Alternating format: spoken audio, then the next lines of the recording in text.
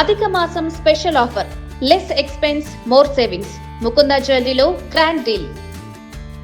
ఆంధ్రప్రదేశ్లో పేదలకు ప్రభుత్వం తీపి కబురు చెప్పింది. 2029 నాటికి అర్హులైన ప్రతి ఒక్కరికి పక్కా ఇళ్లు నిర్మిస్తామన్నారు గృహ నిర్మాణ శాఖ మంత్రి పార్థసారథి.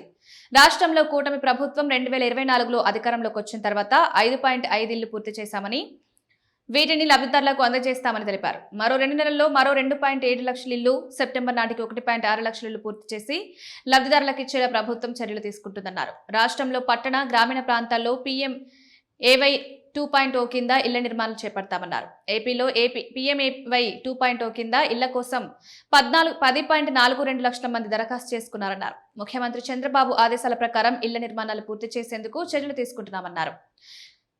PVGTలకు 1,00,000, ఎస్టీలకు 75,000, ఎస్సీలకు 50,000, బీసీలకు 50,000, మైనారిటీలకు 50,000 చొప్పున అదనంగా ఆర్థిక సాయం అందిస్తామన్నారు. రాష్ట్ర ఖజానాపై దీనివల్ల 3,219.75 కోట్ల భారం పడింది.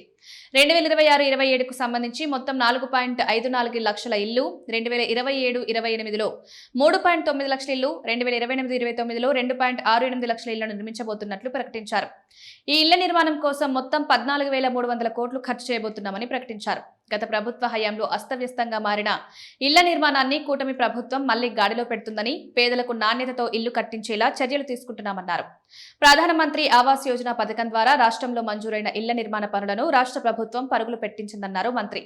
2025 డిసెంబర్ 12న ఒకేసారి రాష్ట్ర వ్యాప్తంగా 3 లక్షల మంది పేదలకు సొంతిళ్లను అందించి వారి కళ్లలో ఆనందాన్ని నింపామన్నారు. రెండో విడతలో 2.5 లక్షల ఇళ్లను పూర్తి చేసి లబ్ధిదారులకు వాటిని ఉగాది సందర్భంగా ఈ ఏడాది మార్చి నెలలో అందించామన్నారు. వచ్చే 4-5 నెలల్లో మరికొన్ని ఇళ్లను లబ్ధిదారులకు అందించి కూటమి ప్రభుత్వం పేదల సొంతింటి కలను నెరవేరుస్తుందన్నారు.